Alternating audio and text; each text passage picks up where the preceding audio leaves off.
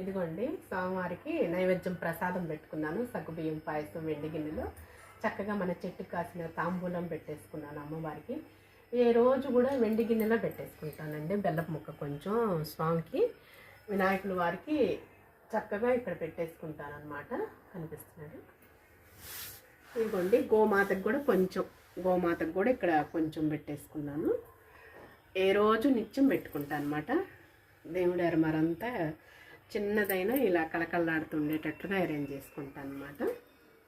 చూసారా, అమ్మవార్లు అందరూ ఉన్నారు, స్వామివారు ఉన్నారు. చక్కగా ఈ విధంగా అలంకరించుకున్నాను చామంతులతోటి, గులాబీ పూలతోటి.